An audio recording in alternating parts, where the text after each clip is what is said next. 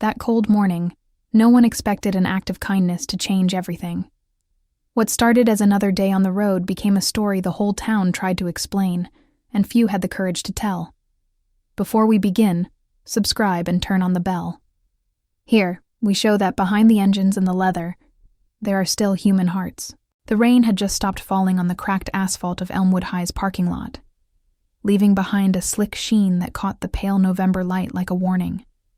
Steam rose faintly from the hoods of idling cars, and the air smelled of wet earth and exhaust, the kind that clung to your clothes long after you'd left. It was the sort of morning where the world felt heavier, as if the sky itself was pressing down on the shoulders of everyone shuffling toward the school doors. Lila Harper gripped the strap of her backpack tighter than necessary, her knuckles whitening against the faded denim. She was 15, with hair the color of autumn leaves tied back in a loose ponytail, and eyes that darted like a deer's in headlights. This was her third school in 2 years. Her father's job, or what passed for one, kept them moving like nomads along the back roads of the Midwest. But today felt different. Elmwood wasn't just another stop. It was a small town that prided itself on knowing everyone's secrets before they even unpacked their bags. And Lila? She was the new girl, the one with the whisper of rumors already trailing her like smoke from a distant fire. She'd parked her beat-up bicycle against the chain-link fence, the one her dad had fixed up last summer with parts scavenged from his garage. The school loomed ahead, a squat brick building with windows fogged from the heat inside, and clusters of students huddled in groups, their laughter sharp against the quiet hum of the waking town. Lila kept her head down, weaving through the crowd, her sneakers squelching softly on the pavement. She just wanted to blend in, to slip into first period without a scene. But blending in wasn't in the cards that morning. Jake Harlan spotted her before she even reached the double doors. He was the kind of kid who ruled these halls not with words, but with the weight of his stare. The broad-shouldered junior with a perpetual scowl and a reputation for enforcing rules that only he understood. Jake came from old money in Elmwood, the sort that bought silence from teachers and favors from the sheriff's deputies. His crew flanked him like shadows, Tommy with his buzzed head and quick fists, and Becca, who laughed too loud at everything he said. They were parked against the wall near the entrance, cigarettes smoldering between their fingers despite the no-smoking signs. "Hey, fresh meat," Jake called out, his voice cutting through the murmur like a blade. Lila froze, her breath catching in her throat. She pretended not to hear, quickening her pace, but he stepped into her path, blocking the door with his bulk. The rain had left his jacket damp, and up close, she could smell the cheap cologne he drowned himself in, mixed with the faint bitterness of tobacco. "You deaf or just stupid?" I said, "What's your deal?" Lila's heart hammered against her ribs, a steady thrum that drowned out the distant rumble of a truck on the highway. She swallowed, forcing her voice to stay even. I'm just trying to get to class." Her words came out smaller than she'd intended, and she hated that, hated how it made her feel exposed, like a bird with clipped wings. Jake's lips curled into a smirk, but there was no humor in it, just the cold calculation of someone used to getting his way. "Class? Nah, you don't get it. This ain't some big city where you can waltz in and act all high and mighty. You see that bike over there?" He jerked his chin toward her bicycle, chained crookedly to the fence. "That's breaking my rules. No outsiders parking junk like that where everyone can see it. Makes the lot look trashy." His crew chuckled, a low ripple that spread like oil on water. Tommy stepped forward, cracking his knuckles with deliberate slowness, the sound echoing in the sudden hush around them. Becca leaned in, her phone already out, filming with a gleam in her eye. "Come on, Jake. Give her a chance to fix it. Or don't." Lila's hands trembled at her sides, but she didn't back down. Not fully. "It's not junk. My dad fixed it himself. I'll move it after school, okay? Just let me go." Her voice cracked on the last word, and she cursed inwardly, feeling the heat rise in her cheeks. The parking lot seemed to close in, the other students averting their eyes, pretending this was just another Tuesday spectacle. No one intervened. In Elmwood, Jake Harlan was the law, and crossing him meant becoming the next target. But Jake wasn't done. He reached out, snatching the strap of her backpack and yanking it hard enough to pull her off balance. She stumbled, the books inside thudding against her spine, and a gasp escaped her lips.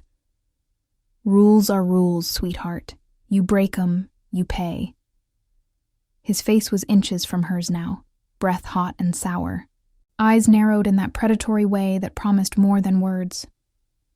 Tommy moved closer, ready to grab her arm, and the air thickened with the promise of something ugly, signs of a struggle that would leave marks, not just on skin, but on the fragile armor she wore every day. 5 seconds. That's all it took for the world to shift. From the far end of the lot, where the shadows of the overhanging oaks stretched long and dark, came the low growl of an engine. Not the polite purr of a family sedan, but the deep-throated rumble of a Harley, the kind that vibrated through your bones and silenced conversations in their wake. Heads turned, whispers dying like embers under rain. The bike rolled forward slowly, deliberately, its chrome catching the light in flashes that hurt the eyes.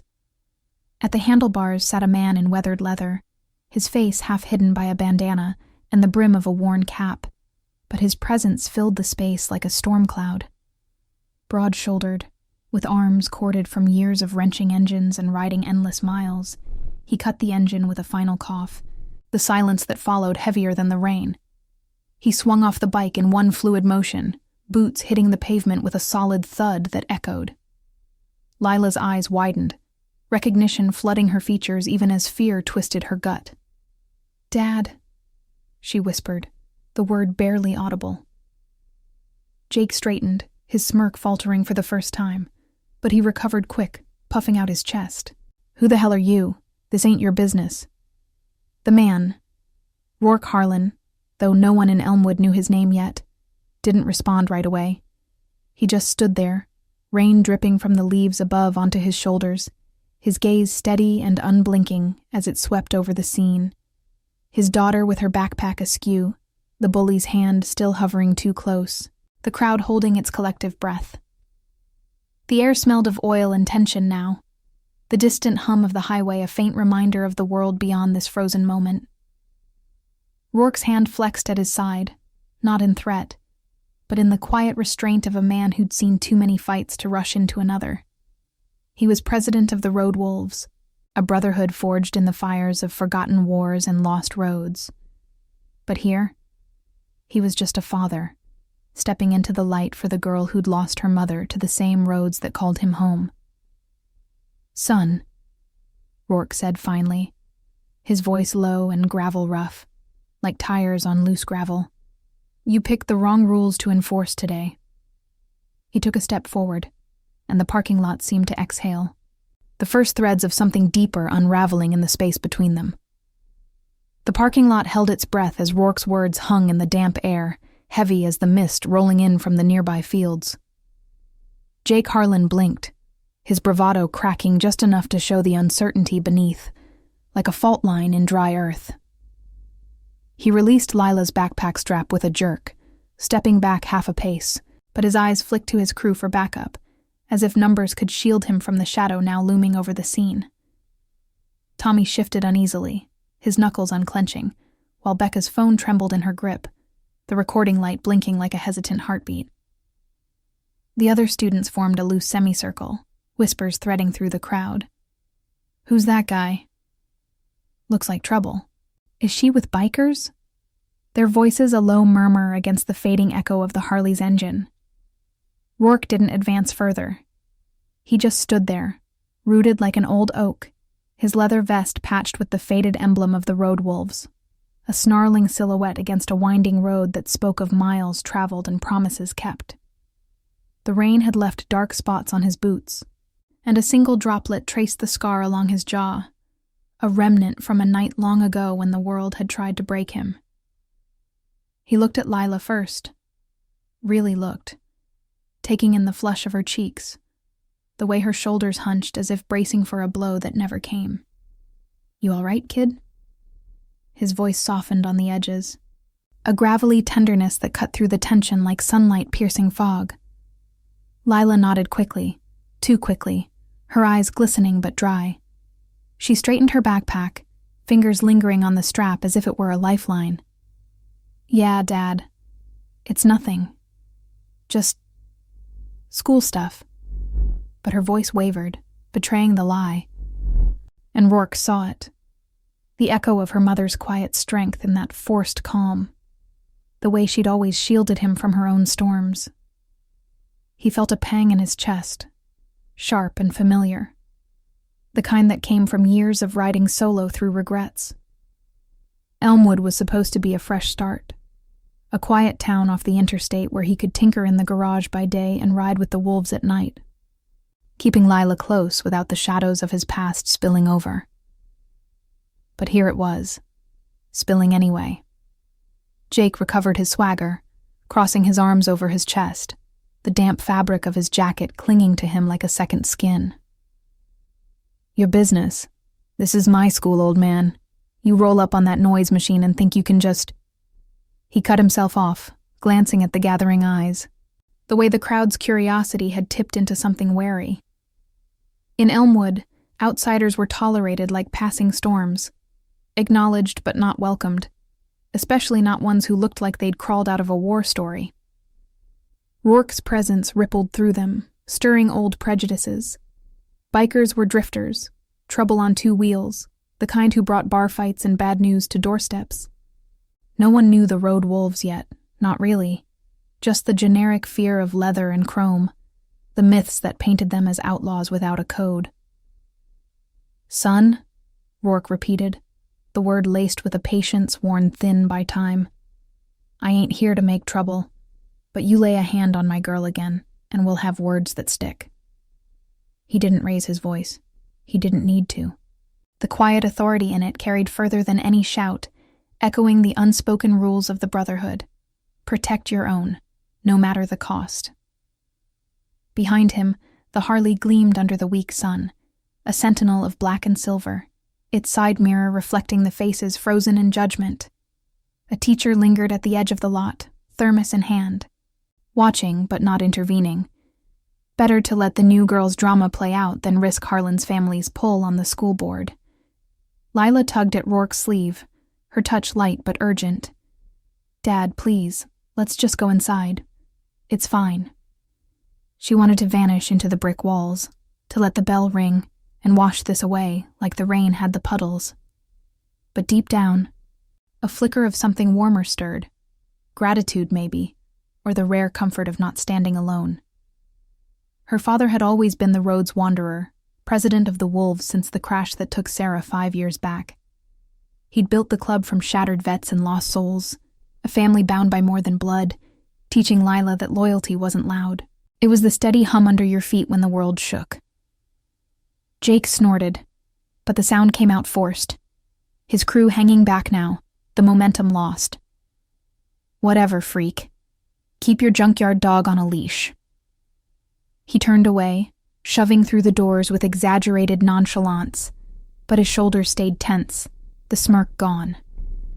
Becca pocketed her phone, muttering something about posting it later, while Tommy trailed after, casting a last glare over his shoulder. The crowd dispersed slowly, conversations igniting like dry tinder.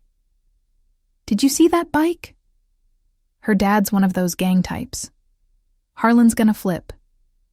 Their words weaving a tapestry of misunderstanding, painting Rourke as the villain before the story even unfolded. Rourke watched them go, his jaw set, then turned to Lila. The lot was emptying now, the first period bell a distant clang from within the school. He knelt slightly, meeting her eyes at her level, the scent of wet leather and motor oil mingling with the earthy aftermath of rain. "Ain't fine, Lila. Not if it hurts you." His hand rested on her shoulder, heavy but gentle. Calluses rough from endless repairs in the dim light of their rented garage on the town's edge. There, amid the tools and half-fixed engines, he'd promised her stability. No more running after the accident. No more leaving her to face the world's sharp edges alone. The wolves had backed him then, brothers like Jack's, the quiet mechanic with ghosts in his eyes. And Lena, the only woman in the club, who'd lost a brother to the same roads and now rode with a fierceness that scared off rivals. She bit her lip, glancing at the doors where Jake had disappeared. He thinks he owns everything here. The teachers look the other way. What if they come after you now?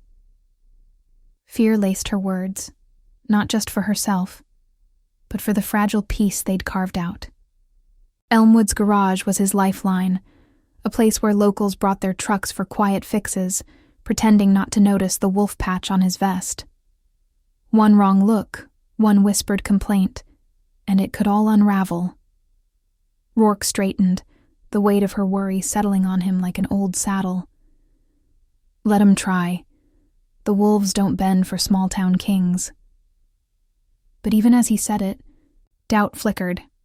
A moral crossroads he'd danced around for years. Intervene too hard, and he'd drag Lila into the club's shadows. Stay silent, and he'd fail the one promise that kept him riding straight. He nodded toward the school. Go on. I'll be at the garage if you need me. Pick you up after. Lila hesitated, then hugged him quickly, the embrace brief but fierce, her cheek against the worn leather.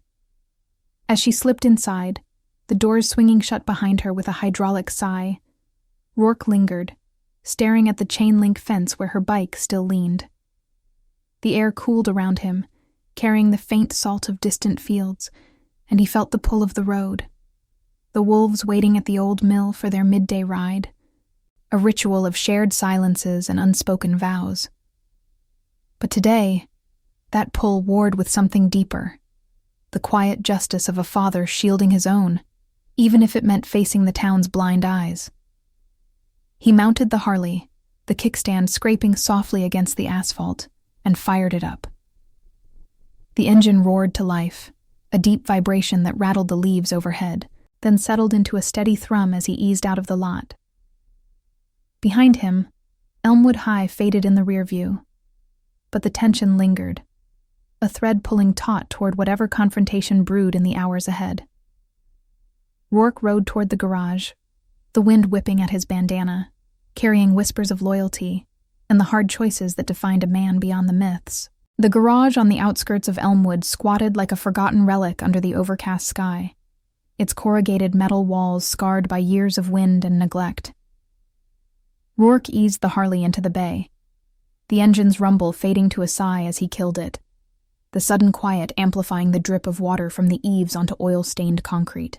The air inside was thick with the tang of grease and solvent, mingled with the faint, comforting bitterness of fresh coffee brewing in the corner. Tools hung in orderly chaos on pegboards, shadows playing across wrenches and sockets like ghosts of repairs past. This was his sanctuary, a place where the road's endless call met the steady work of hands that fixed what was broken. Engines, lives, the occasional shattered trust. He swung off the bike, peeling off his gloves with deliberate slowness, the leather creaking softly. His mind replayed the parking lot scene in fragments. Lila's wide eyes, Jake's sneer, the crowd's averted gazes. A knot tightened in his gut, not from anger, but from the familiar ache of watching his daughter navigate a world that chewed up the vulnerable. Sarah would have handled it with a quiet word, her laugh disarming the storm before it broke. But Sarah was gone, taken by a slick highway and a driver's reckless haste, leaving Rourke to stitch together their fragments alone. The road wolves had become his anchor then, a brotherhood of men and women who'd traded badges and uniforms for vests and vows, finding redemption in the roar of engines and the unspoken pact to stand for the overlooked. Jax was already there, hunched over a Chevy's undercarriage, his wiry frame smeared with grime. The mechanic's eyes, sharp behind grease-streaked glasses, flicked up as Rourke entered, reading the tension in his president's stride like a diagnostic code. Jax had been a corpsman in the desert, hands steady under fire, now coaxing life back into rusting frames. "Rough morning?" he asked, voice low, wiping his hands on a rag that had seen better days. No need for details. The wolves communicated in silences, in the shared weight of histories etched into scars and faded ink. Rourke nodded, grabbing a mug from the shelf, the ceramic warm against his palm. School trouble. Some punk cornered Lila over her bike. I showed up, stared him down. He poured the coffee, black and steaming, the aroma cutting through the garage's metallic bite. Steam curled upward, mirroring the mist outside where the fields stretched gray and endless. Jack straightened, tossing the rag aside. "Kid all right?" His concern was genuine, layered with the quiet protectiveness that bound them. Jax had no children of his own, but he'd patched up enough club kids after barroom scraps or worse, treating cuts and fevers in the back of the mill without a word of judgment. The wolves weren't saints. Rumors of dust-ups with rivals lingered like exhaust fumes, but their code was ironclad. Shield the innocent, avenge the wronged, walk away from the rest. "Yeah," Rourke said, though the word tasted hollow. He leaned against the workbench, the wood cool under his forearms, staring at the half-rebuilt carburetor before him. "But the town's eyes are on us now.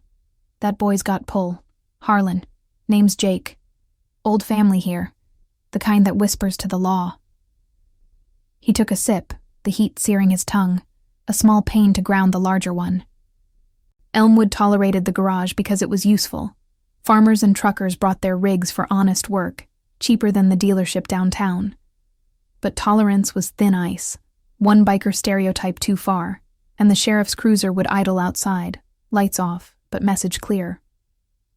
The door rattled open then, admitting Lena, her boots tracking mud across the threshold. She was the club's quiet storm, mid-30s with a ponytail of dark hair streaked gray from stress and sun, her vest bearing the wolf patch like a badge of survival. Lena had ridden in after her brother's overdose, finding purpose in the club's rides, midnight loops through cornfields where stories spilled out under starlight. She carried a thermos and a toolbox, setting them down with a clunk. Heard the rumble from the road. "You look like you swallowed gravel, Rourke." Her eyes, green and assessing, lingered on his face, seeing the father's worry beneath the president's mask. He recounted the morning in clipped sentences, the words emerging like exhaust from a tight engine. Lena listened without interrupting, her hands busy sorting sockets, the metallic clicks a rhythmic counterpoint to his tale. When he finished, she paused, meeting his gaze. "Kids like that, Harlan boy, they're bullies 'cause no one's ever checked 'em. But you stepping in, that's us. The wolves don't let the world's weak spots fester." Her voice held no bravado, just the steady conviction born from nights consoling widows or hauling a stranded vet home. The club had faced judgment before, raids on their mill gatherings, whispers of gang from PTA meetings, but they'd earned quiet respect too, like the time they'd towed a single mom's minivan after a flood. No charge, no fanfare. Outside, the mist thickened into a drizzle, pattering against the roof like hesitant applause. A pickup rumbled into the lot, its driver, a local farmer with a weathered face and suspicious squint, nodding curtly as he climbed out. "Need the alternator looked at, Rourke. Heard your crew's good for that." The words were neutral, but his eyes darted to the Harley, to the patch on Jax's vest peeking from under his coveralls. In Elmwood, the wolves were enigmas, helpful shadows, but shadows nonetheless. The farmer didn't ask about the morning's rumors, already buzzing through town like static on a shortwave. The new girl with the biker dad, the showdown in the lot. By lunch, it'd twist into tales of threats and engines revving like war cries, the kind of stories that painted leather as menace, ignoring the hands that built rather than broke. Rourke took the keys, sliding under the hood, the familiar ritual soothing the churn in his chest. As he probed the wiring, sparks of memory flickered. Lila as a toddler, giggling on Sarah's lap during club barbecues, the wolves circling like guardians. That life had cracked after the crash, scattering them until Rourke rebuilt it, vowing no more losses to indifference. But intervening today? It risked the fragile balance.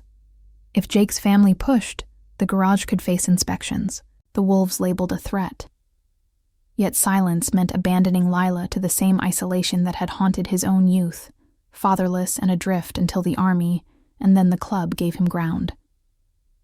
Jax joined him, handing over a multimeter, their shoulders brushing in the confined space. "We ride together on this," he murmured, the words a vow. Lena lingered nearby, sharpening a tool with slow, deliberate strokes, her presence a silent affirmation. The Brotherhood wasn't about glory. It was this, the quiet alliance against the world's blind spots, compassion forged in the fire of shared scars. The afternoon wore on, the drizzle easing into a humid hush, but the tension coiled tighter. Rourke's phone buzzed once, a text from Lila. "All quiet here. Thanks, Dad." Simple words, but they eased the knot a fraction, a reminder of why he rode the line between shadow and light. As the farmer's truck hummed back to life, pulling away with a gravel crunch, Rourke straightened, wiping sweat from his brow. The garage felt smaller now, the air charged with unspoken decisions. He glanced at the road, where the horizon blurred into gray, knowing the confrontation wasn't over. Just paused, like an engine idling before the throttle opened wide. In the distance, the faint wail of a siren cut the air, not close but enough to prickle the skin.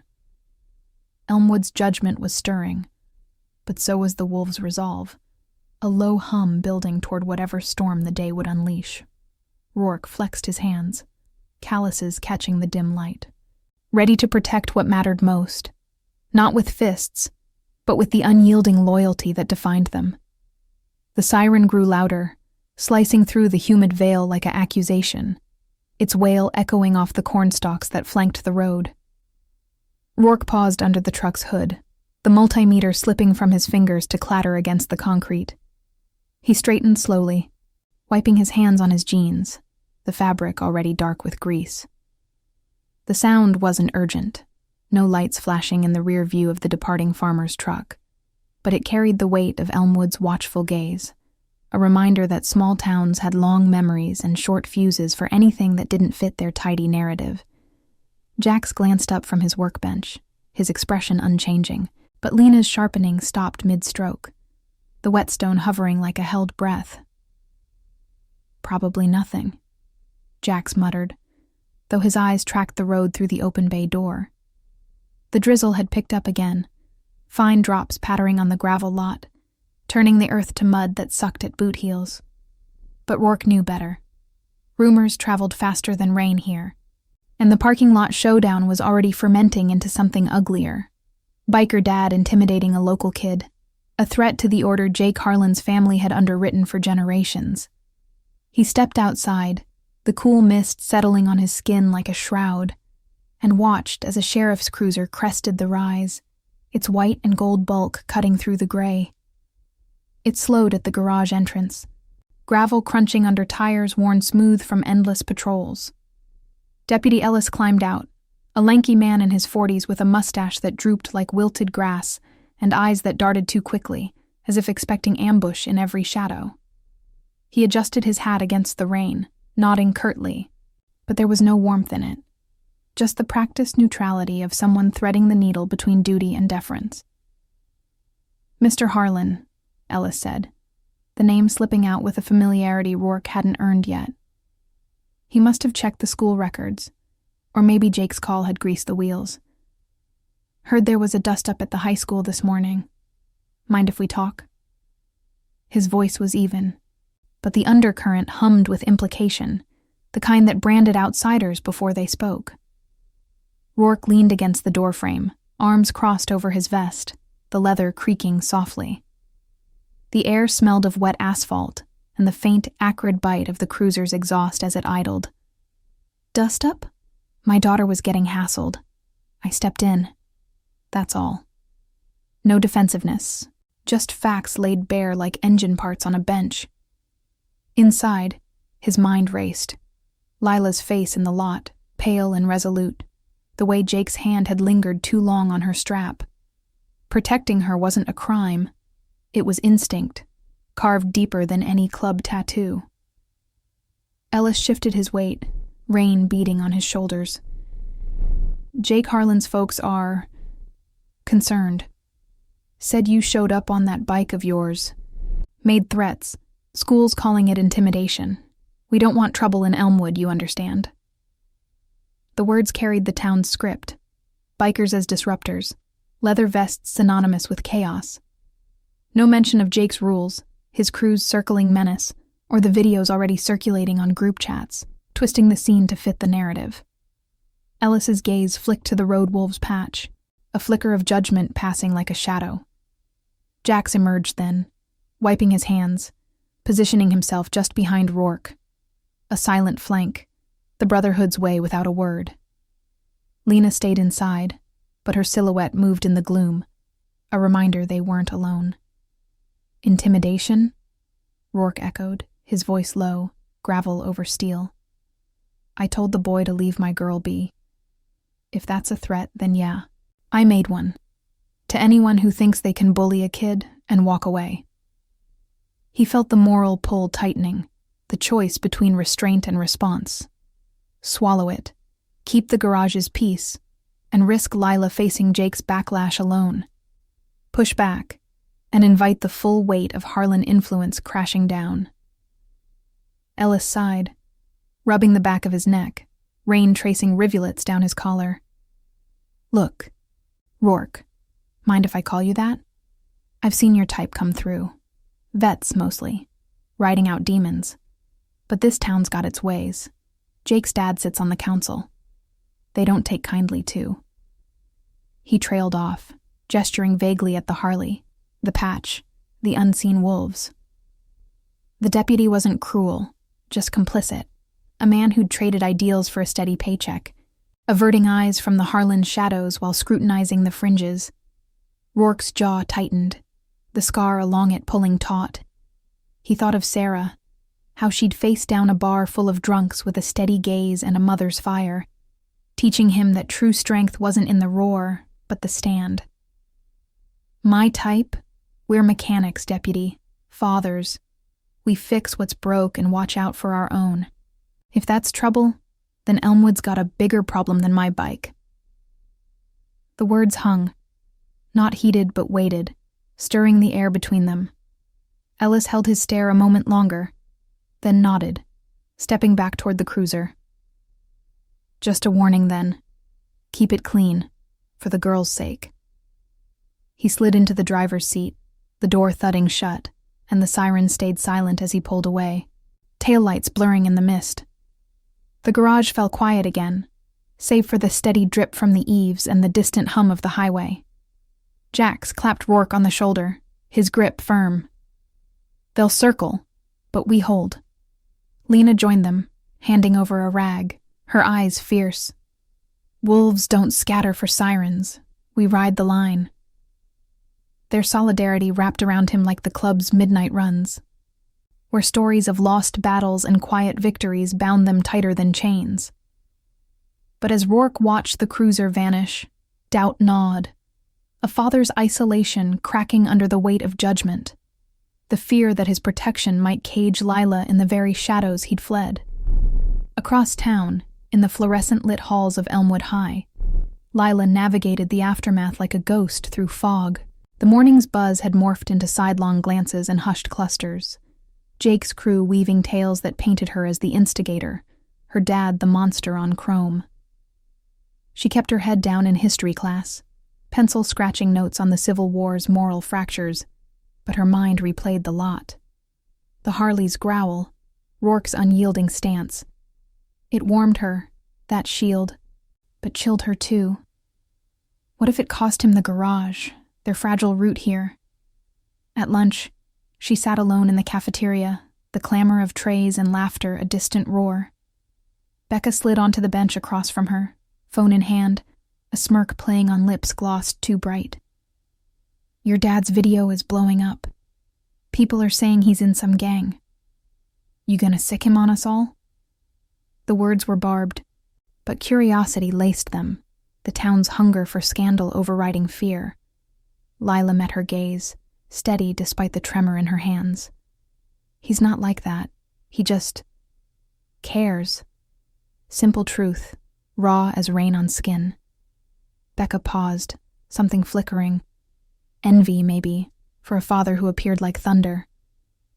But she shrugged, sliding away, leaving Lila with the echo of isolation, the moral ache of being seen only through stereotypes. By afternoon's end, as the final bell rang, a shadow fell over the lot. Jake waited by her bike, flanked by two bigger boys from the football team, their postures coiled. No teachers nearby. The rain had driven them inside. Lila's heart stuttered, but she gripped her backpack, whispering a silent vow to her absent shield. The confrontation brewed, tension coiling like a spring, the wolf's code whispering in her blood, stand, even when the world looks away. Rourke, back at the garage, felt it too, a father's intuition, sharp as a wrench's edge.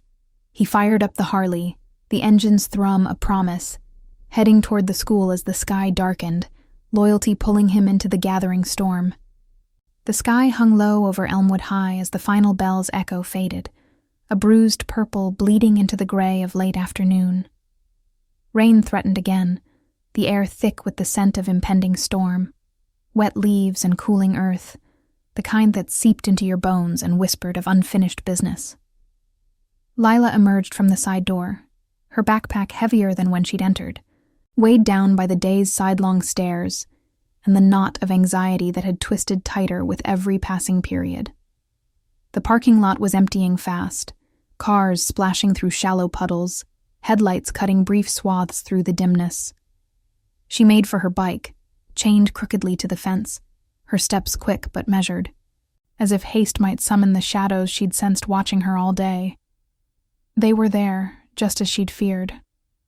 Jake Harlan leaned against the chain link, his jacket zipped against the chill, arms crossed like a barrier. Flanking him were two football players, big-shouldered seniors with Letterman jackets that hung loose in the damp, their faces set in that borrowed toughness of boys chasing a leader's approval. One cracked a joke under his breath, the sound low and mocking, while the other shifted his weight, eyes scanning the lot for witnesses. No teachers lingered. The rain's promise had herded them inside, leaving the asphalt to the mercy of small-town hierarchies. Lila's pulse quickened, a steady drum against her ribs. But she didn't stop. She fumbled for her lock, the metal cold and slick under her fingers, pretending their presence was just another puddle to step around. "Move it, new girl," Jake said, his voice casual but edged, stepping closer to block her path. The words carried the parking lot's echo, a reminder that morning's interruption hadn't erased his claim. That junk's still breaking rules. Hand over the key, and maybe we won't make this a thing.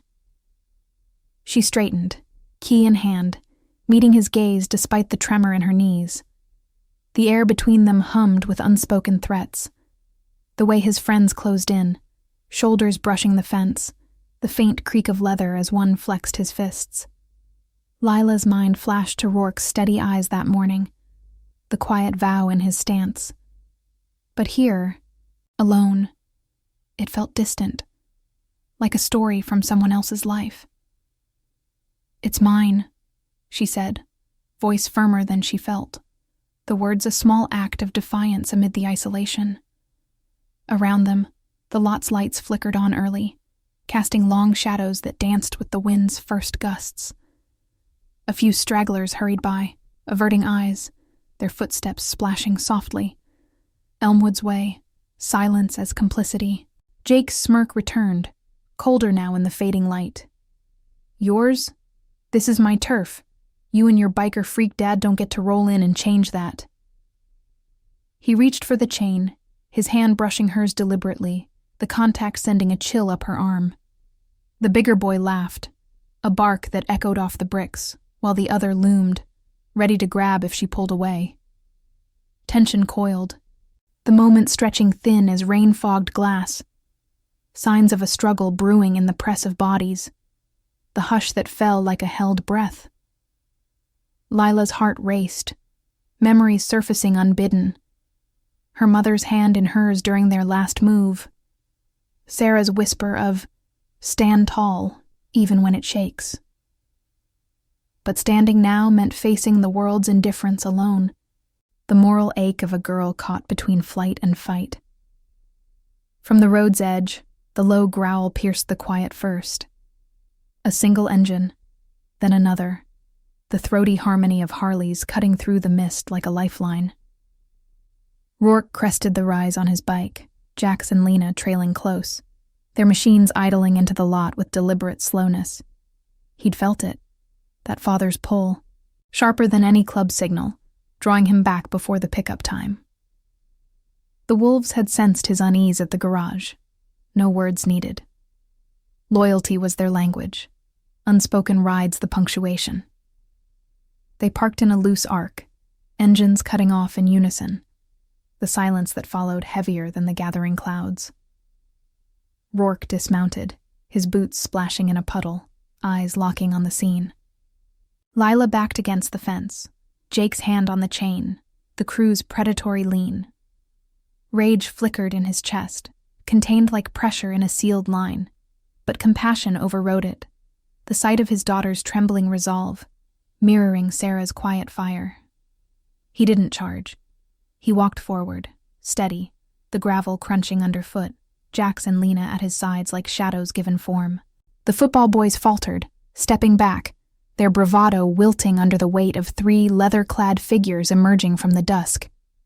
"Enough," Rourke said, voice low, carrying the rumble's echo. He stopped a few paces away, hands open at his sides, not in surrender but restraint. The moral line he walked, protecting without shattering the fragile peace. Jake whirled, face paling as recognition hit, the morning's standoff replaying in his widened eyes.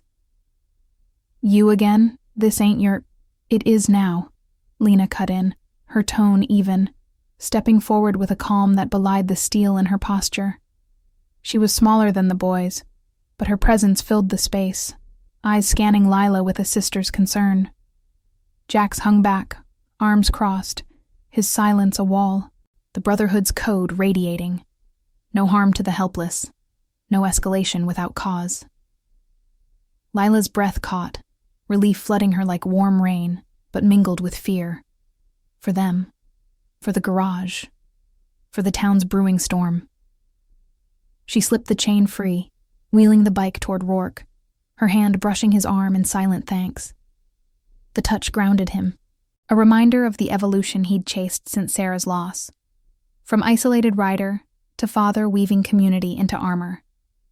Jake's crew muttered, backing toward the lot's center, but he held ground a beat longer, jaw clenched. "You think this scares us? My dad's gonna hear about this. You'll be run out."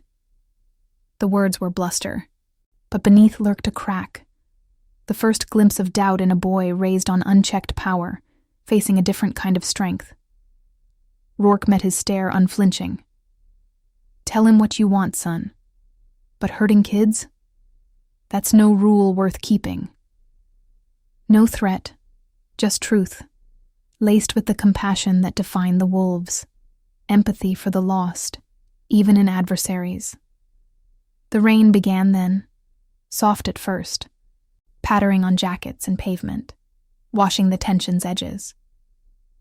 Jake turned away, his friends trailing, their footsteps hasty splashes into the gloom. As the lot cleared, Rourke knelt by Lila's bike, checking the tire with steady hands, the gesture small but profound. A father's quiet mending amid the storm. Jax and Lena nodded approval, mounting their bikes, engines humming to life like a protective chorus. The ride home would be silent, the air thick with unspoken vows. But in that moment, under the first heavy drops, Rourke felt the shift. Isolation, yielding to the warmth of shared resolve. Compassion bridging the gaps the world ignored. Lila rode behind him on the Harley, arms around his waist, the wind whipping her hair as they pulled onto the highway. The neon of Elmwood's single diner flickered in the distance, a beacon in the downpour. But the real light was internal, the moral turn toward redemption, loyalty's hum drowning out the siren's distant wail. The rain came down in earnest now, sheets of it slashing across the highway like accusations from the darkening sky. Rourke leaned into the curve, the Harley's tires slicing through the standing water with a hiss that blended with the downpour's relentless drum. Lila's arms tightened around his waist, her cheek pressed against the damp leather of his back, the warmth of her breath a small anchor against the chill seeping through his vest. The neon glow of Elmwood's diner receded in the side mirror, its red and blue haze swallowed by the storm, leaving only the black ribbon of road ahead, flanked by cornfields bending under the wind's assault. The air smelled of ozone and wet soil, sharp and alive, carrying the faint metallic tang of distant thunder. He felt her shiver, not just from the cold, but from the day's residue. The echo of Jake's hand on the chain, the football boy's looming shadows, the way the lot had closed in like a trap. Rourke's grip on the handlebars tightened, knuckles paling beneath the gloves, a contained fury simmering beneath his calm. He'd pulled the wolves in without a word, their arrival a silent thunder that scattered the threat. But victory tasted hollow. Protection shouldn't come at the cost of painting Lila as the outcast daughter, her every step shadowed by the club's emblem. Sarah had warned him once, during a rare quiet night by the fire, her fingers tracing his scars. Writing saves us, Rourke, but it can't outrun the world's judgments. He'd nodded then, lost in her eyes, but now those words clawed back, sharp as the rain stinging his face. They pulled into the gravel drive of their rented house on the town's frayed edge, a squat bungalow with peeling paint and a porch light flickering like a hesitant heartbeat. The wolves idled behind, engines cutting off one by one, the sudden silence amplifying the rain's patter on the tin roof. Jax dismounted first, shaking water from his jacket, his face etched with the quiet resolve of a man who'd bandaged more than wounds in his time. Lena followed, her ponytail plastered to her neck, but her stride steady as she wheeled her bike under the overhang. No questions, no debrief, just the unspoken rhythm of the brotherhood, gathering like storm clouds to weather what came next. Inside, the kitchen light spilled warm and yellow through the window, cutting the gloom. Lila slipped off the bike, her sneakers squelching on the wet gravel, and hurried ahead, shoulders hunched against the deluge. Rourke lingered, exchanging a nod with Jax and Lena. "Harlan's boy won't let it lie," he said, voice low, the words blending with the thunder's rumble. Deputy's warning was just the start. If his family's pulling strings. He trailed off, the moral weight pressing down, the choice to escalate, drawing the wolves deeper into Elmwood's fray, or pull back, leaving Lila exposed to the bully's unchecked reign. Jax clapped a hand on his shoulder, rain dripping from his sleeve. "We stand, brother. That's the code. No one's leaving her to fight alone." His eyes held the ghosts of sand-swept patrols, where loyalty had meant survival, not just for self, but for the squad. Lena added softly, "I've seen girls like her break under less. We fix this quiet-like, or it festers." Her voice carried the ache of her own losses, the brother she'd buried after the roads claimed him. A reminder that the wolves weren't marauders, but menders, compassion, their hidden fuel. Rourke nodded, the knot in his chest easing a fraction, and they filed inside. The house smelled of damp wood and the faint vanilla of Lila's morning tea, a fragile domesticity amid the chaos. She was at the sink, filling the kettle, her movements precise, but her hands trembling as she set it on the stove. The click of the burner igniting broke the hush, a small spark in the dim room. Rourke shrugged off his vest, hanging it by the door, water pooling at his feet. "You holding up, kid?" He kept his tone even, but his eyes searched hers, seeing the flicker of fear masked by forced calm. Lila turned, wiping her hands on a dish towel, the fabric twisting in her grip. "Yeah, they didn't do anything. Not really." But her voice cracked, the lie thin as the steam rising from the kettle. She glanced at Jax and Lena, who busied themselves at the table. Jax pulling chairs, Lena fetching mugs, giving her space without leaving her adrift. The rain lashed the windows, blurring the world outside into abstract smears, mirroring the confusion churning inside her. But everyone saw. The videos. They're saying you're a gang, Dad. That you'll hurt people. The words tumbled out, laced with guilt, as if her presence had summoned the storm. She thought of the cafeteria's whispers, Becca's barbed curiosity turning to outright stares, the isolation wrapping tighter than the rain-soaked chill. Rourke pulled her into a hug, brief but firm, the scent of leather and rain clinging to him like a second skin. Let him say it. We're not what they think. But even as he spoke, doubt gnawed. The evolution he'd chased since Sarah's crash, from lone rider nursing grief in endless miles to this, a father building walls of community against the world's blind scorn. The wolves at the table nodded, Jax pouring coffee with steady hands, Lena adding sugar without asking, small acts weaving the thread of family beyond blood. The evening unfolded in quiet increments, the storm raging outside as they shared a meal of canned soup and bread, steam curling like unspoken confessions. Stories emerged in fragments, Jax recounting a desert night where he'd patched a buddy under fire, Lena speaking of the ride that saved her from despair after her brother's funeral. Lila listened, her trembling easing into tentative smiles, the warmth of their presence chipping at her isolation. Rourke watched, heart heavy with the moral suspense coiling tighter. Tomorrow, Jake's retaliation might come as whispers to the school board, inspections on the garage or worse, a direct challenge that tested the wolves' restraint. Contained rage simmered in his veins, balanced by the quiet compassion of this circle, loyalty's hum drowning the thunder. As night deepened, the rain softened to a murmur, the power flickering once before steadying. Lila retreated to her room, the door clicking shut like a held breath. Rourke stepped onto the porch, Jax and Lena flanking him, the air cool and cleansed.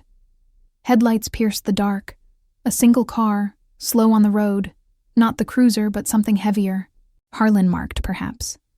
It passed without stopping, but the tension lingered, a promise of escalation. Rourke's hand flexed at his side, the scar along his jaw itching in the damp. Memories of Sarah's laugh surfacing like ghosts. Redemption wasn't in vengeance, he knew, but in standing firm, the Brotherhood's light piercing the storm's heart. Back inside, as the wolves prepared to ride out, Rourke felt the shift deeper within, compassion blooming from isolation's ashes, the first steps toward a redemption forged in shared silences and unyielding bonds. If this story already has your heart, hit the like button. It helps the story of Rourke reach more people who still believe in humanity. The night stretched thin under the eaves of the bungalow, the rain's murmur fading to a restless drip that punctuated the quiet like unanswered questions. Rourke stood at the kitchen window, coffee mug cooling in his grip, the steam long gone but the warmth lingering against his palm. Outside, the gravel drive gleamed slick under the porch light. Jax and Lena's Harleys parked like silent sentinels, their chrome dulled by the damp. The passing car's taillights had vanished into the dark, but its shadow clung, a harbinger of the Harlan machine grinding into motion.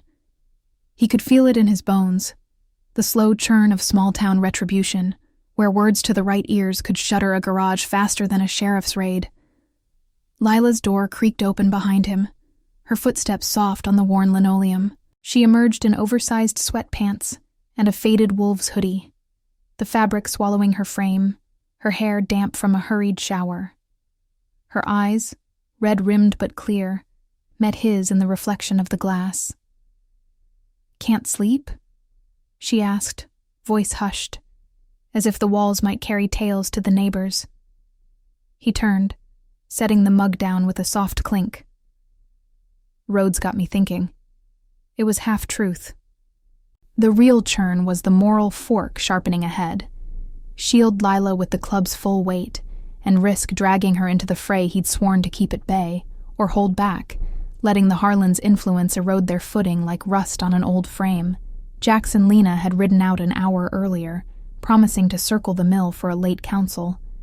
But their absence left the house feeling exposed, the air thick with the scent of cooling soup and unspoken fears. She slid onto a stool at the counter, fingers tracing the grain of the wood, a habit from nights when Sarah would hum lullabies to chase the storms away. That car. You think it was them? Jake's dad? Her words trembled on the edge. Not just worry, but a deeper ache. The isolation of being the new girl amplified by the leather shadow over their name. In Elmwood, the wolves were whispers, helpful for a tire change, but suspect when trouble stirred. Lila had overheard it at school, the counselor's gentle probe after lunch. "Everything all right at home, dear? We want you safe." Rourke leaned against the counter, arms crossed, the leather of his vest creaking faintly. "Maybe. Doesn't matter. We face it straight." But his mind replayed the deputy's warning, Ellis's drooping mustache twitching with the weight of obligation. Harlan Sr. owned half the feed stores in the county, his donations greasing the wheels of local justice. One call, and the garage could face code violations, whispers of gang activity turning clients away. He'd built the place from scraps after Sarah's crash, a vow to root them here, away from the endless highway that had claimed her. The wolves had chipped in, Jax welding the frame, Lena sourcing parts from forgotten junkyards, turning isolation into something solid. Now it teetered. A knock rattled the door, sharp and insistent, cutting the quiet like a wrench on metal. Rourke's hand instinctively went to his belt, where a pocket knife hung forgotten from the day's work, but he exhaled slow, nodding Lila toward her room. She hesitated, eyes wide, then slipped away, the door latching with a click that echoed too loud. He crossed to the entrance, flipping on the porch light, its bulb buzzing to life in the humid dark. Deputy Ellis stood there, hat in hand, rain still beating on his shoulders despite the let-up. Behind him another cruiser idled at the curb, lights off but engine humming low, a shadow of authority in the night. Ellis's face was drawn, lines deeper under the yellow glow, his mustache slicked flat. "Sorry for the hour, Rourke. Mind if I come in? Official-like." No warmth, just the flat tone of a man delivering lines he'd rather not. Rourke stepped aside, the door creaking open, the air shifting with the scent of wet uniform and cheap aftershave. "What's this about?" He kept his voice even, gesturing to the scarred kitchen table, where mugs and a half-eaten loaf sat like remnants of normalcy. Ellis sat heavily, the chair groaning under him, glancing toward the hall where Lila's door stayed shut. "Jake Harlan's father filed a report. Says you and your friends showed up at the school again, intimidated the boy. Witnesses from the lot, kids with phones. He's pushing for a restraining order, mentions the club as a threat." The words landed like gravel in an engine, grinding against the truth Rourke knew. The wolves arriving unbidden, scattering the bully's crew without a raised voice, compassion in their restraint. But in Ellis's retelling, it twisted. Leather-clad enforcers circling a high school, the stuff of Elmwood's nightmares. Rourke pulled out a chair, sitting opposite, his hands flat on the table, calluses catching the light. "Intimidated? We stopped a shakedown. Your boy's kid was grabbing my daughter's bike, had his muscle ready. You calling that protection?" The question hung, moral suspense coiling tighter, the room shrinking around them. Outside, the second cruiser shifted, tires crunching faintly, a reminder of the leverage Harlan wielded. Ellis rubbed his eyes, weariness cracking his facade. "Look, I get it. Kid like Jake, spoiled, runs his mouth. But his pa's got the mayor's ear. They're talking shutdown on that garage of yours. Code checks at dawn. Says you're bringing undesirables to town." He paused, voice dropping. "I pulled your sheet. Veteran, clean mostly. Lost your wife on the road, huh? Tough. But the wolves. Folks talk. Raids up north. Old dust-ups. Harlan's spinning it like you're trouble waiting. The revelation hit sidelong. Not thunder, but a slow seep. Ellis humanizing the adversary. A deputy torn between badge and the quiet empathy of shared loss. Rourke's throat tightened, Sarah's face flashing, her smile in the rear view during their last ride, the skid marks he'd traced alone after. Undesirables? We're the ones fixing rigs when the dealership jacks prices, helping folks who can't afford the shine. His voice stayed low, rage contained, compassion threading through. The understanding that Ellis, like him, navigated gray lines, protecting a fragile order. Ellis leaned forward, elbows on the table, the wood creaking. Then prove it. Keep clear of the school, the Harlans. Let the system handle Jake. Suspension, counseling, for her sake. He nodded toward Lila's door, a flicker of fatherly concern breaking through, the first crack in the town's armor. Rourke held his gaze, the silence stretching, heavy with the rain's renewed patter on the roof. The moral turn loomed. Yield to the pressure, isolating the wolves to preserve the peace, or stand, risking the Brotherhood's light for a deeper justice. He nodded once, slow. We'll keep clean, but if that boy touches her again... The unspoken hung, a vow etched in the scar along his jaw. Ellis rose, hat back on, the chair scraping. Understood. Stay that way. He stepped into the night, the door shutting behind him with a finality that echoed. Rourke lingered at the window, watching the cruisers pull away, taillights bleeding red into the dark. Lila emerged then, silent, wrapping her arms around him from behind, her cheek against his back. The embrace was wordless, a bridge across the isolation, the warmth of loyalty seeping in like dawn through storm clouds. But as the house settled, Rourke's mind turned to the mill, where the wolves waited. The confrontation wasn't quelled, just deferred, tension rising like exhaust in the night, pulling them toward a revelation that would redefine the lines between protector and pariah. He felt the evolution stir, compassion hardening into resolve, the road ahead winding toward redemption's hard edge. The mill loomed on the town's forgotten fringe, a skeletal relic of Elmwood's industrial ghost, its rusted silos piercing the pre-dawn mist like forgotten sentinels. The air hung heavy with the scent of damp rust and creek water, the faint gurgle from below mingling with the low murmur of engines cooling in the gravel yard. Rourke arrived last, his Harley joining the cluster of bikes under the overhang, the kickstand scraping softly as he dismounted. The wolves were gathered around a makeshift fire pit, Jack stoking the flames with split logs, Lena perched on an overturned crate, her thermos steaming in the chill. Shadows danced across their faces, etching lines of weariness and resolve, the night's warning from Ellis still fresh like oil on skin. He nodded greetings, pulling up a stool near the fire's edge, the heat a small defiance against the cold knot in his gut. The group fell into their rhythm. No grand speeches, just the steady exchange of truths forged in silence. Jax handed him a tin mug of coffee, black and bitter, the steam curling like unspoken doubts. Harlan's moving fast, Lena said first, her voice cutting the hush, eyes reflecting the fire's glow. Word from the diner. School's calling a meeting tomorrow. Jake's spinning tales of gang intimidation, pushing for Lila's transfer.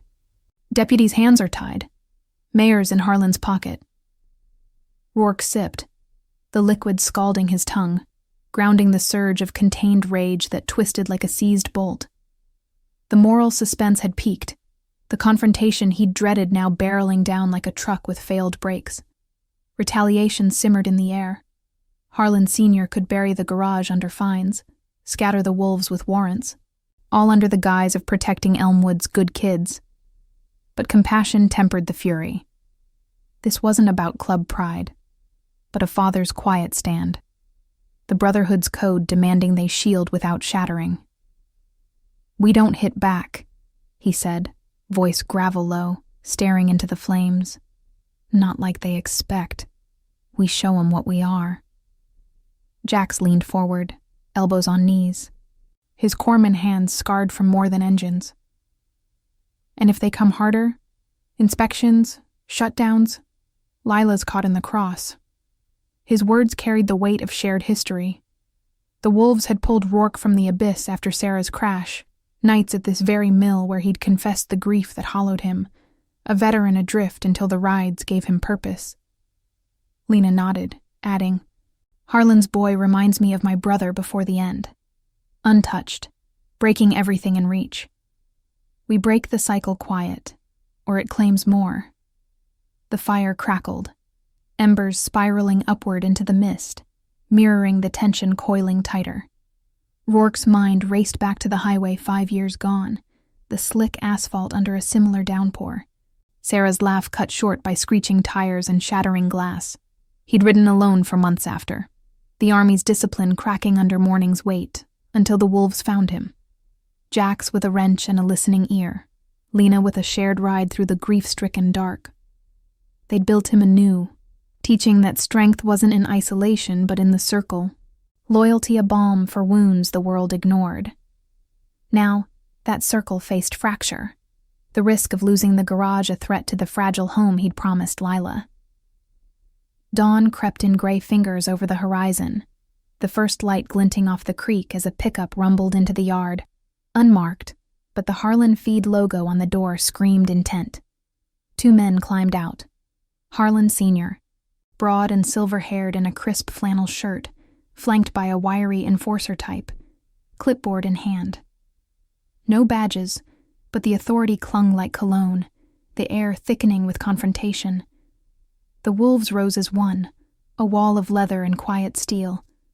But Rourke stepped forward alone, hands open, the fire's warmth at his back. "Mr. Harlan," Rourke said, meeting the man's glare, the words steady despite the pulse hammering in his temples. Harlan's face was a map of small-town power, jowls tight with disdain, eyes narrowing at the patch on Rourke's vest. "Heard you're inspecting. Come to shut us down?" Harlan snorted, gesturing to the yard, the bikes like accusations in his gaze. "Code violations, complaints. Your club harassing my boy at school. Elmwood doesn't need your kind stirring trouble." His voice boomed, laced with the moral certainty of the untouchable, but beneath lurked a flicker. Uncertainty, perhaps, at facing not fists, but faces etched with purpose. The enforcer scribbled notes, flashlight beams sweeping the shadows, but Rourke held ground, compassion overriding the urge to unleash the rage bubbling like overheated oil. "Your boy's the one stirring, cornering my daughter, enforcing rules with hands and threats. We stopped it. Clean, no harm. That's our kind." He paused, the late revelation surfacing unbidden, raw as an exposed wire. "I know your type, Harlan. Lost my wife to a road like this. Slick night, some hotshot thinking rules don't apply. Left me with a girl to raise, no family but these brothers. You push this, you're no better than the man who took her." The words hung, heavy as the mist, stripping the stereotypes bare. Harlan faltered, his enforcer pausing mid-note, the fire's crackle the only sound. In that beat, the deeper truth emerged. Rourke wasn't the monster of rumors, but a man in mourning, a veteran piecing redemption from loss. The wolves not outlaws, but a found family guarding the vulnerable. Harlan's eyes softened fractionally, a hand rubbing his jaw, the weight of his own unchecked son mirroring the grief Rourke carried. "Jake. He's got my fire, but none of the brakes. Wife left years back, said I spoiled him rotten." The admission slipped out, a crack in the armor, redefining the standoff, not enemies, but fathers navigating the same shadowed path. Tension peaked, then eased, the enforcer pocketing his clipboard without a word. Harlan nodded once, gruff. "We'll review the complaints, keep clear of the school." No apology, but the shift was there. Quiet justice and understanding, compassion bridging the divide. They drove off, dust swirling in their wake, leaving the yard to the dawn's hush. The wolves exhaled, Jax clapping Rourke's shoulder, Lena's smile faint but real. Lila waited at the house when he returned, the bungalow's light a beacon through the lifting fog. She hugged him tight, no questions, just the warmth of loyalty's quiet hum. As the sun broke clear, Rourke felt the arc complete. From isolation's grip to compassion's embrace, redemption in the bonds that outlasted storms.